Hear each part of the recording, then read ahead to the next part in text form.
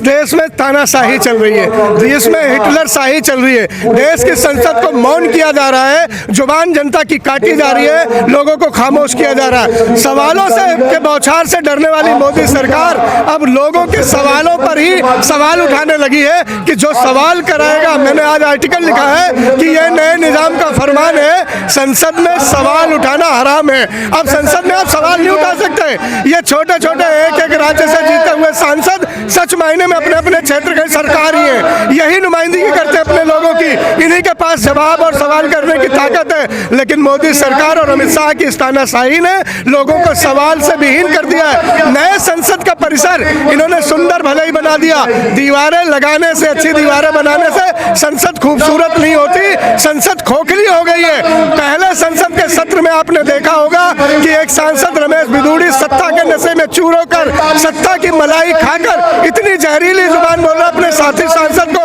ओ आतंकवादी, ओ कटुए, ओ बड़ुए और क्या क्या शब्द बोला। उम्मीद थी कि सबका साथ सबका विकास करने वाले मोदी जी से बर्दाश्त नहीं करेंगे, लेकिन जिन जिन लोगों को यह उम्मीद थी उनकी उम्मीदों पर पानी फिर गया और मोदी जी ने रमेश बिधूड़ी की पीठ थपथपाकर उन्हें प्रभारी बनाकर चुनाव जीतने के लिए भेज दिया। संसद का दूसरा सत्र हुआ और दूसरे सत्र में सांसद, बीजेपी के सांसद ने पास देकर युवाओं को हरी संसद को पीला करने का फरमान जारी कर दिया।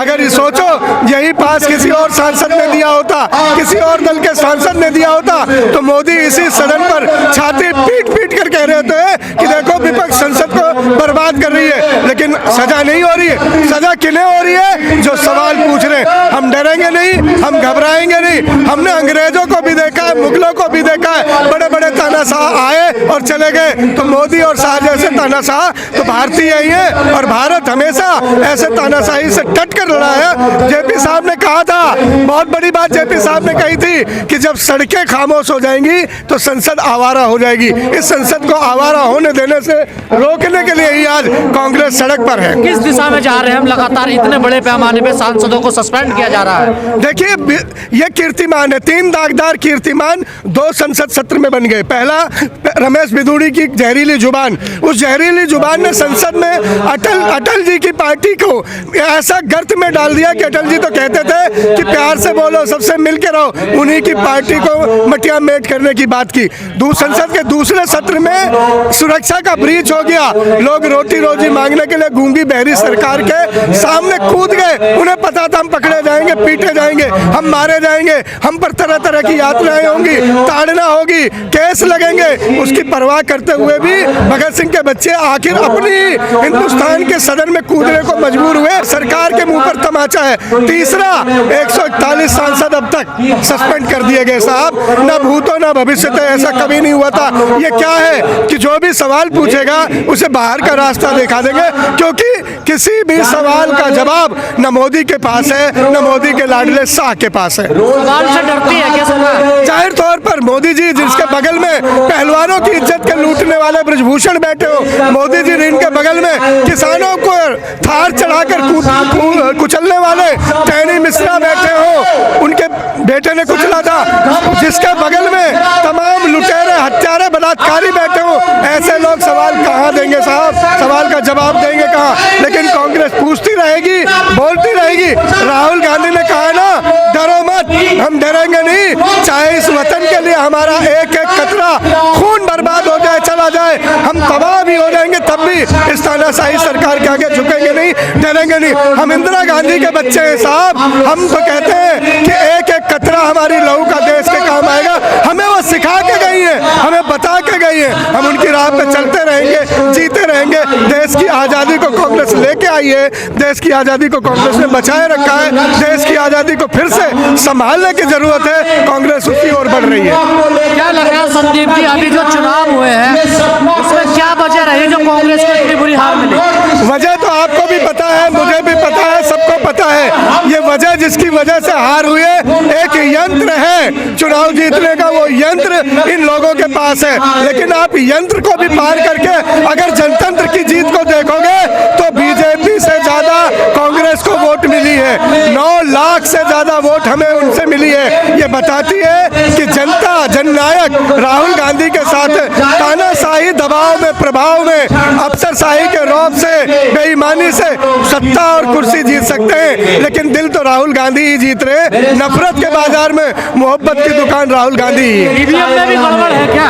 जाहिर तौर पर लोग बता रहे हैं, लोगों के सवाल है, प्रश्न है, और लोग इस पर कह रहे हैं कि जब बड़े बड़े देशों में ईवीएम के जन्मदाता देश में ईवीएम से चुनाव नहीं हो रहे, अमेरिका जैसे देश में ईवीएम से चुनाव नहीं हो रहे, जापान जर्मनी में नहीं हो रहे, और मोदी जी जो खुद ही मुख्यमंत्री रहते हुए ईवीएम का विरोध करते थे, प्रधानमंत्री होते हुए ईवीएम को गले लगा के क्यों घूम रहे? ये सवाल तो है ना। हमारी 190 से ऊपर सीटें आ रखी है, और जो ईवीएम पे चुनाव हुआ है तो उसमें हमारी सीटें 66 है। तो ये साफ दर्शाता है जो बैलेट से चुनाव होता है वो विपक्षी दलों के फेवर में जाता है। चाहे आप बिहार का नतीजा देख लो, बैलेट पेपर पे जो विपक्षी दल जीता था, चाहे आप उत्तर प्रदेश का ले लीजिए जो बैलेट पेपर से विपक्षी दल जीता था।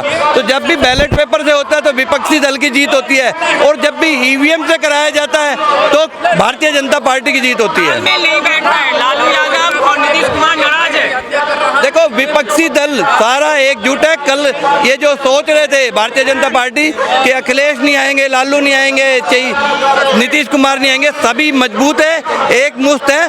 अब सीटों पे होना है कि कौन कहाँ लड़ेगा, और ये गठबंधन एक मजबूत है, और आने वाले 24 में इसकी सरकार बनेगी। ममता बनर्जी और केजरीवाल का कहना है कि खड़गे को प्रधानमंत्री पीएम का उम्मीदवार बनाया जाए। देखो ये 2024 के बाद, चुनाव के बाद तय होगा कि किसकी कितनी सीटें आएगी, जब ही सारे यही इंडिया के अलायंस तय करेंगे कि कौन प्रधानमंत्री होगा। विधानसभा से पहले भी आपने यही कहा, सपना साफ हो गया। 2024 से पहले भी आप देखिए ना, जहाँ भी बैलेट पेपर से हुआ है वहाँ पे तो साफ नजर आ रहा है कि सरकारी कर्मचारी जो इस सरकार से नाराज है, और वो हर वर्ग से है, हर गांव से, हर शहर से है, तो उन्होंने सरकार के खिलाफ मतदान किया है। और 2024 में भी यही होगा कि सरकार के खिलाफ ही मतदान होगा।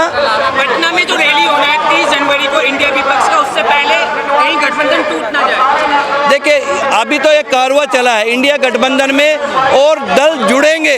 अभी हमारे और दल भी संपर्क में है, वो भी जुड़ना चाहते हैं। तो 2024 तक मायावती भी है, चौटाला भी है, और भी सारे साउथ में भी काफ़ी क्षेत्रीय दल है जो जुड़ना चाहते हैं। मैं कह रहा हूँ ये कारवा इतना बड़ा हो जाएगा, तो मैंने कर दिया ना। जब चुनाव 24 के आएंगे तो भारतीय जनता पार्टी अकेली खड़ी होगी, उसके साथ कोई दल खड़ा नहीं होगा।